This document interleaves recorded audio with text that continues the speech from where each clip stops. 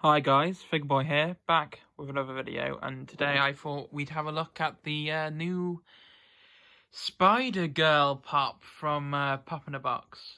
Now, I don't know much about the Spider-Girl in the comics and all that. I know this is supposed to be according to the description of the product, it's Mayday Parker, as in the future daughter of Peter Parker and Mary Jane Watson, apparently. I believe that this character might have been created before Marvel went all woke and all that. So I think this particular character has been around for like a long time. I've tried to see if I can track down a volume so I can almost like get it like a copy of like the first installment or whatever to see if it's actually any good. But I think it might be out of print because for some reason on Amazon it's a ton of money. I think you can still get a Kindle edition, but I'd rather have a physical copy of the book. But anyway, I didn't buy the pop because I knew who the character was or all that, and I was a fan. And I bought it for like a number of reasons. The first reason is that it had a chase piece, which is it's obviously the exact same mold and everything, but instead of the usual Spider-Man colors, they're blue and black instead, blue and black. Yeah, not white and gold, but maybe that'll be another exclusive along the line. Along the line. Did I use the right phrase in the first place? Along the line. Yeah, I think that was actually the right phrase. I was thinking.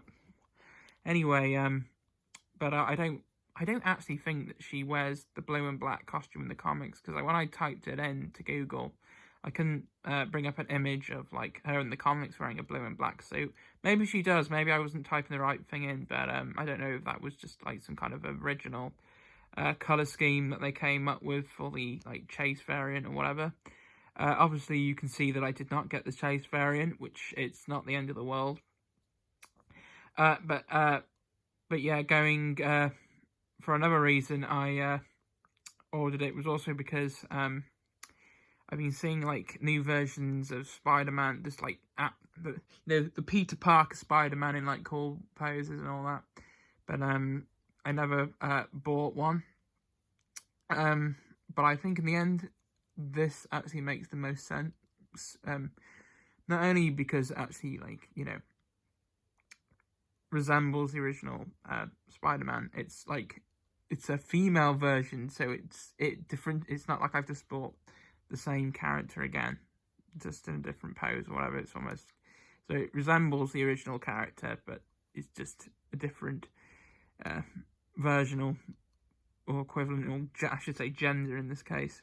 But the mask is more or less the same, but part of me thinks it looks a bit more feminine. I don't know, it's the eyes, they feel a bit more feminine compared to the normal Spider-Man, but then again it could be the exact same mask. But I know the suit is definitely different. I just like the fact that it's got like the webs around it as well. Sorry, she's got the webs around it. So why am I using it? I don't know, because I'm describing it as a product. That's why. That is it. Let's not make this too complex. We need to keep this video very simple, don't we? Yeah. So you've got the,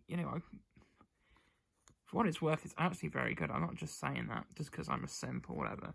And I'm now being reminded of the all those female Spider-Man cosplays I see on Instagram and Twitter and everywhere. But yeah.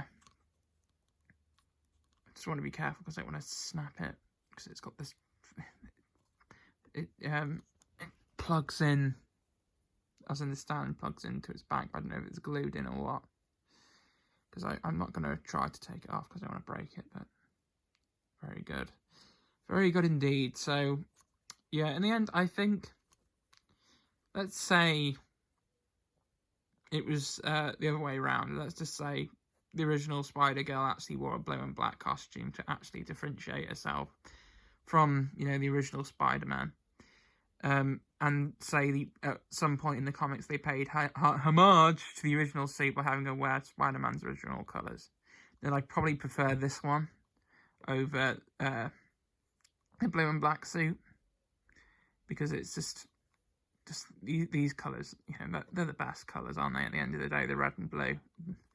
So yeah, I think I don't want to throw like wild accusations at Pop in a Box and whatever, and say it's a scam and it's just a trick to get people to actually purchase it because they might not be interested in it otherwise. But I think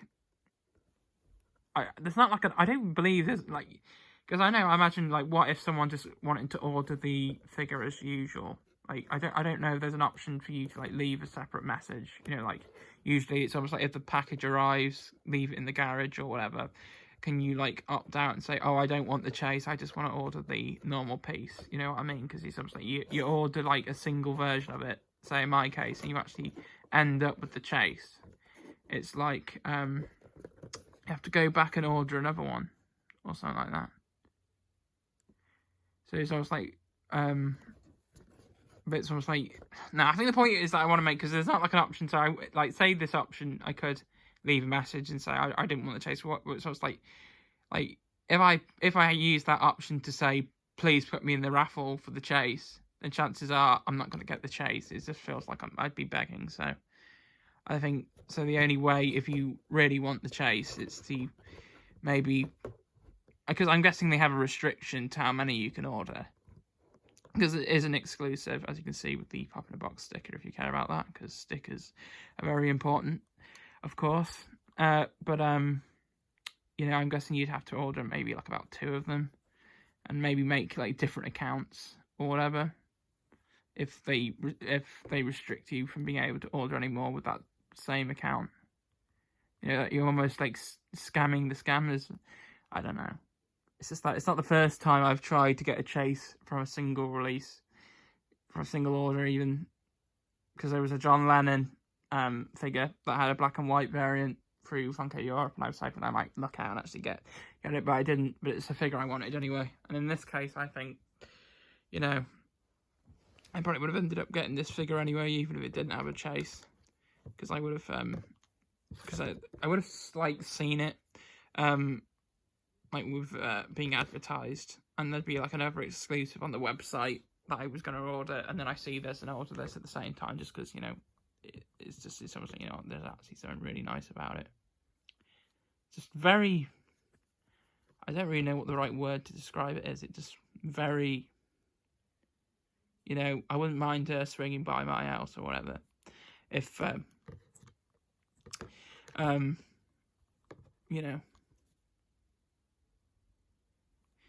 if I was also attending whatever university or whatever the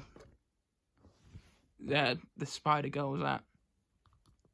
I don't know what, if she's at university or whatever. I think she's basically like the I actually don't know. Was she a cheerleader? It's just I've looked up pictures and all that. But say if I was at the same academic place as her, I wouldn't mind if she actually resembled a girl and didn't actually just look like a completely gender swapped Peter Parker with the short hair and everything. Because actually, from what I've seen, she looks she's more or less under the mask. He just looks like Peter Parker, Well, obviously, because he's that is a dad, It's almost like, because with these characters, they feel like they're not all that original. They feel as though they're just, gender bent versions. They don't actually have any character of their own.